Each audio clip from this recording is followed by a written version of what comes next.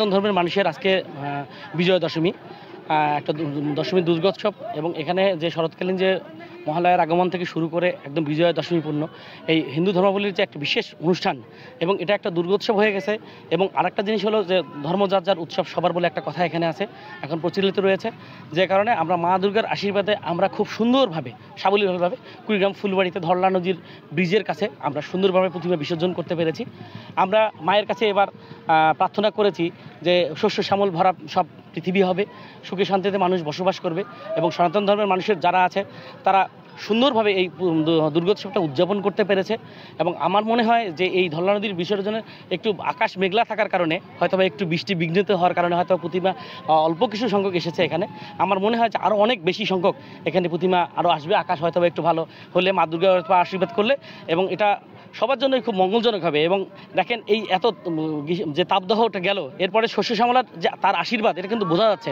কারণ দেখেন যে এই যে এখন ধানের যে শীষটা আসবে, এই যে ফসলটা আসবে, এটার একটা কিন্তু খুবই একটা বৃষ্টি, খুবই এক ফসলা বৃষ্টির খুব গুরুত্বপূর্ণ দরকার ছিল, যেটা মা দুর্গা কিন্তু দিয়ে গেলেন। এটা কিন্তু মানে পৃথিবীর সকল মানুষের প্রতি যে তার একটা আশীর্বাদ, এটা সনাতন ধর্মের মানুষ বা অন্যান্য ধর্মাবলম্বী যত মানুষ আছে সবাই এটা খুবই উপভোগ করছে, এবং আমরা খুবই আনন্দিত যে খুব সুন্দর সাবলীলভাবে আমাদের দুর্গাপূজা সম্পন্ন হয়েছে। ধন্যবাদ।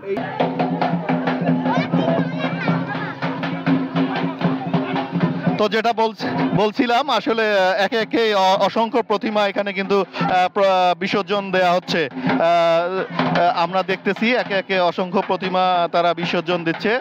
দেবী দুর্গা এসেছিল সকল অশুভ শক্তিকে দমন করে এই জগতে শান্তি আনার জন্য। আমরা যেটি বলছিলাম, আমরা একটি বিষয় আপনাদের জানিয়ে রাখি, আমরা এই মুহূর্তে রয়েছি কুড়িগ্রামের ফুলবাড়ি উপজেলার যে ধরলা নদীটি রয়েছে, সেই ধরলা নদীর যে পাশে ধরলা ব্রিজ রয়েছে, ব্রিজের পাশেই কিন্তু সে দেবী দুর্গাকে বিসর্জন দেওয়া হচ্ছে। সেই দেবী দুর্গাকে বিসর্জন দেওয়া হচ্ছে, আপনারা দেখতে পাচ্ছেন। তারা আনন্দে কিন্তু, যদিও বেদনার বিষয়, তারপরও তারা দেবী দুর্গাকে বিসর্জন দিচ্ছে। দেখতে থাকুন আপনারা।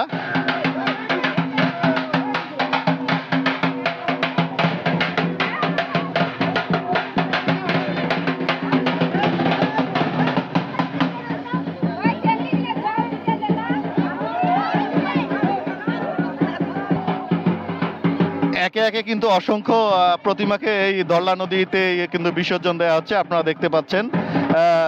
এই বিসর্জন দেওয়ার আগে কিন্তু তারা বিভিন্ন আনুষ্ঠানিকতা শেষ করে কিন্তু ধরলা নদীতে বিসর্জন দেওয়া হচ্ছে দেবী দুর্গার প্রতিমাকে। আসলে আজকে প্রচণ্ড বৃষ্টি কিছুক্ষণ আগে হয়েছিল এই এলাকায়, বৃষ্টির কারণে অনেকে ভিজে গেছে, এবং ভিজে গিয়েও কিন্তু অসংখ্য প্রতিমা এভাবে বিসর্জন দেওয়া হচ্ছে, এবং অসংখ্য ভক্ত অনুরাগীরা এখানে এসেছে দুর্গা প্রতিমা বিসর্জন দেওয়ার জন্য। ধরলা নদী, আপনাদের যেটি বলছিলাম, পাশেই রয়েছে যেই ধরলা ব্রিজ রয়েছে, এই ব্রিজের পাশেই কিন্তু দুর্গার প্রতিমাকে বিসর্জন দেওয়া হচ্ছে আনুষ্ঠানিকভাবে। অনেকেই বিসর্জন দিচ্ছেন, অনেকেই বিসর্জন দেওয়ার পরে ধরলা নদীতে গোসল করছেন, অনেকে উল্লাস করছেন, অনেকেই বলছে যে দেবী দুর্গার জয়।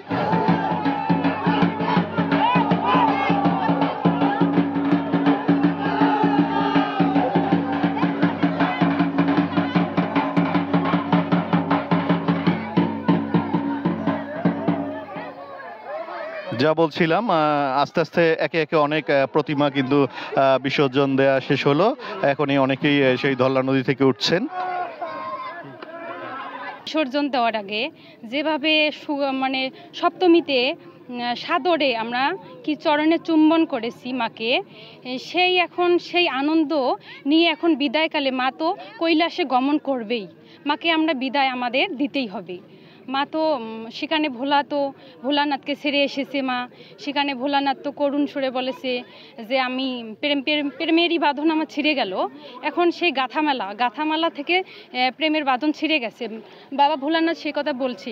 কিন্তু মা কি করলো, আমাদের বাপের বাড়ি তো আসতেই হবে, আমরাও তো মেয়ে মানুষ, আমরা যেমন বছরে একবার যাওয়া আসা করি, মায়েরও এরকম আমাদের সন্তানদের আনন্দ দেওয়ার জন্যই মা চলে আসেন।